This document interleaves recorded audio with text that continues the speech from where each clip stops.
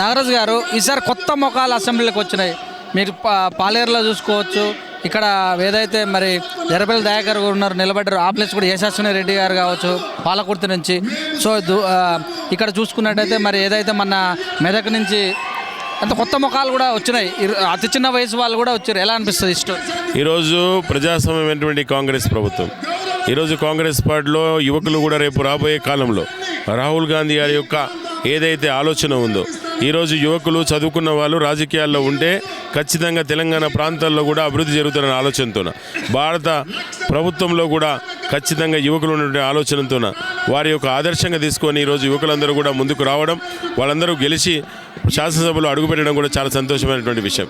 మార్పు కోరుకుంటున్న ప్రజలైన విషయాన్ని కాంగ్రెస్ పార్టీ 6 నెలల ముందుగతల నుంచే ప్రచారం చేస్తుంది, మార్పు రావాలని. ఏమనిపించింది అసలు? ఎలా అనిపించింది అప్పుడు? అసలు అనేక గ్రామాల్లో కూడా మేము తిరుగుతున్నాం. ఈరోజు తెలంగాణ రాష్ట్రంలో అనేక గ్రామాల్లో మేము తిరుగుతుంటే ప్రజలు ఎంత ఒకే ఒక విధంగా ఒకటే ఒక మాట మాట్లాడుతున్నారు. తెలంగాణ రాష్ట్రంలో ఖచ్చితంగా మార్పు రావాలి. విద్యార్థుల ప్రాణత్యాగం జరుగుతుంది. అనేక ప్రాంతాల్లో కూడా విద్యార్థులందరూ కూడా చదువుకున్నటువంటి చాలామంది కూడా గ్రామీణ ప్రాంతాల్లో ఈ పింఛన్ ఇస్తున్నటువంటి పెద్ద మనుషుల దగ్గర, అమ్మ నాన్న దగ్గర ఖర్చులకు 1000 రూపాయలు 2000 తీసుకున్నటువంటి పరిస్థితి ఉంది. ఈరోజు నోటిఫికేషన్ లేచి తెలంగాణ ప్రాంతంలో గ్రూప్ 4, గ్రూప్ 2, గ్రూప్ 1 అనేక రాశి కూడా లీకేజ్ చేసినటువంటి చరిత్ర కేసీఆర్కు ఉంది. కనుక ఈరోజు తెలంగాణ ప్రాంతాల్లో చాలామంది కూడా ఇబ్బందుల పాలవుతున్నారు. కనుక ఖచ్చితంగా మార్పు రావాలని కోరుకున్నారు. యువకులు కానీ, పెద్దవాళ్ళు కానీ, గ్రామీణ ప్రాంతాల్లో ఉన్నటువంటి వ్యవసాయదారులు కానీ అనేక మంది కూడా మార్పును కోరుకున్నారు. కనుక వారి మార్పు అనుకునే కాంగ్రెస్ పార్టీ ఈరోజు అధికారం రావడం జరిగింది. తెలంగాణ ప్రాంతము వ్యవసాయ ఆధారిత ప్రాంతము. కరెంటు కంపల్సరీ కావాలి. 9 గంటలు ఎక్కువ అయినా సరే 3 గంటలే ఇస్తామని రేవంత్ రెడ్డి అన్నటువంటి క్లిప్పులు వైరల్ చేసినప్పుడు కూడా పల్లె వాతావరణమే ఎక్కువ ఓట్లేసింది. మీరు ఎలా తిప్పికొట్టారు దీన్ని? ఈరోజు పల్లెల్లో ప్రతి గ్రామంలో చెప్పడం జరిగింది. విషపూరితంగా కేసీఆర్ యొక్క బీఆర్ఎస్ కానీ 2 కూడా ఒక మాట చెప్పినాయి. ఈరోజు తెలంగాణలో తెలంగాణ కాంగ్రెస్ ప్రభుత్వం వస్తే కరెంటు ఇవ్వదని చెప్పి ఏదైతే ఆలోచన విషప్రయత్నం చేస్తే కూడా ప్రజలు నమ్మలేదు.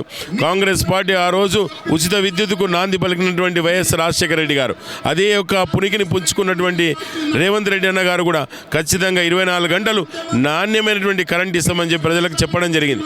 అదేవిధంగా 2 లక్షల రుణమాఫీని కూడా ఖచ్చితంగా చేస్తామని చెప్పి ఆనాడు వైఎస్ రాజశేఖర రెడ్డి గారు 1 లక్ష రూపాయల రుణమాఫీని ఒకేసారి చేసినటువంటి సందర్భం ఉంది. ఈరోజు కూడా 2 లక్షలు ఒకేసారి రుణమాఫీ చేస్తామని చెప్పి ప్రకటించి ప్రజల లోపల, రైతుల లోపల మేమేదైతే నమ్మకం కలిగించినామో ఆ నమ్మకాన్ని వాళ్ళు నమ్మి మా కాంగ్రెస్కు పట్టం కట్టడం జరిగింది. 10 HP మోటార్ 3 గంటలు వస్తుందని ఒక మాటని కేసీఆర్ 10 HP మోటార్ మీ ఇస్తాడా అని కూడా అన్నారు. దీని ఎలా చూడాలి? ఖచ్చితంగా ఈరోజు కేసీఆర్ చేస్తున్నటువంటి ఈరోజు నాణ్యమైనటువంటి కరెంట్ ఇవ్వకుండా ఈరోజు తెలంగాణ రాష్ట్రంలో రైతులను ఎంత మోసం చేసిండో అన్ని రకాలుగా చూడడం జరిగింది. ఎక్కడ 3 ఫేజ్ కరెంట్ వచ్చినా కూడా వచ్చినటువంటి సందర్భాలు లేవు. 4 గంటలు మాత్రమే 3 ఫేజ్ కరెంట్ వచ్చి ఎప్పుడు కరెంట్ ఇస్తాడో తెలియదు. ఎప్పుడు రైతులు అడవిలోకి వెళ్ళి వ్యవసాయదారులకు పోయి అక్కడ కరెంట్ ఇవ్వాలో తెలియదు. అలాంటి ఎప్పుడో ఒకసారి ఇవ్వడం, ఆ రోజుకు 10 సార్లు కరెంటు లేకుండా ఉండడం. ఈరోజు పెద్ద ఎత్తున సీఎండి ప్రభాకర్ రావు గారు మరియు రాష్ట్ర ప్రభుత్వం కూడా అనేక మంది ఇన్వాల్వ్మెంట్ అయ్యి 1000 కోట్ల స్కామ్ చేసినటువంటి సందర్భం ఉంది కరెంటు, ఉచిత కరెంటు మీద. ఖచ్చితంగా రేవంత్ రెడ్డి అనే యొక్క నాయకత్వంలో, వారి యొక్క ముఖ్యమంత్రి ఆధ్వర్యంలో ఖచ్చితంగా కరెంటు పైన కూడా ఎంక్వైరీ చేసి దాని యొక్క బాధ్యులను ఖచ్చితంగా జైలుకు పంపడం జరుగుతుంది. సో అమరవీరులకు ఈసారి ముఖ్యంగా కాంగ్రెస్ పార్టీ బాగా తీసుకుంది అమరవీరుల విషయంలో. సో ఆ అమరవీరులు అందరూ కూడా కాంగ్రెస్ పార్టీ వైపు ఉన్నట్టు కూడా తెలుస్తుంది. ఎలా చూడాలి? తప్పకుండా అండి. ఆ రోజు తెలంగాణ ప్రాంతంలోని అనేక మంది విద్యార్థులు కూడా తన కుటుంబాలను లెక్క చేయకుండా కూడా ప్రాణత్యాగం చేసినటువంటి సందర్భం ఉంది. తెలంగాణ ప్రభుత్వం వచ్చిన తర్వాత అనేక మంది ఈరోజు శ్రీకాంతాచారి యొక్క కుటుంబాన్ని కూడా ఎమ్మెల్సీ ఇస్తా, ఎమ్మెల్యే ఇస్తా, వాళ్ళ కుటుంబాన్ని ఆదుకుంటానని చెప్పినటువంటి వ్యక్తి. అగ్నికి ఆహుతైనటువంటి శ్రీకాంతాచారి యొక్క ఆదర్శంగా తీసుకోకుండా ఈయన అనేక సార్లు కూడా ఆమెకు మోసం చేస్తూ అనేక తెలంగాణ ప్రాంతాల్లో ఉన్న అమరవీరుల తల్లిదండ్రులకు కూడా కనీసం యొక్క వేతనం ఇవ్వకుండా వాళ్ళ తల్లిదండ్రులందరూ కూడా ఈరోజు దుర్భర పరిస్థితి భరిస్తున్నా కూడా ఏ రోజు కూడా వాళ్ళ కుటుంబాల దగ్గరికి పోయి మీకు వారికి నెలకింత డబ్బులు ఇస్తా, మిమ్మల్ని ఆదుకుంటాం, నీ కొడుకు తెలంగాణ గురించి ప్రాణత్యాగం చేశారు, ఈరోజు మిమ్మల్ని ఆదుకుంటాం అని చెప్పినటువంటి సందర్భం కూడా లేనటువంటి దుర్మార్గమైనటువంటి కేసీఆర్ ఆలోచన. ఖచ్చితంగా రేవంత్ రెడ్డి గారు ఒకటే అనుకున్నారు. ఖచ్చితంగా రేవంత్ అన్నటువంటి మనసులో ఏదైతే అమరవీరుల కుటుంబాలు ఉన్నావో ఆ కుటుంబం తల్లిదండ్రులకు ఖచ్చితంగా నెలకు ఖచ్చితంగా వారికి గౌరవమైనటువంటి వేతనం ఇద్దామనేటువంటి ఆలోచనతో ఏదైతే తీసుకున్నాడో దానికి తెలంగాణ ప్రాంతాల్లో ఉన్నటువంటి ప్రజలందరూ కూడా సంతోషంగా ఈరోజు కాంగ్రెస్ పార్టీ తీసుకున్న నిర్ణయానికి మద్దతు పలకడం జరిగింది. లిక్కర్ స్కామ్ నెంబర్ పదే పదే కూడా చెప్తున్నారు కదా, ఆ విషయంలో ఎలా ముందుకెళ్తారు?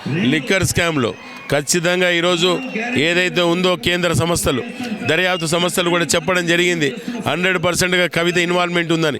ఢిల్లీలో ఉన్నటువంటి ప్రభుత్వం కూడా కేజ్రీవాల్ ప్రభుత్వంలో కూడా ఇన్వాల్వ్మెంట్ అయిన వాళ్ళందరూ కూడా ఉంది.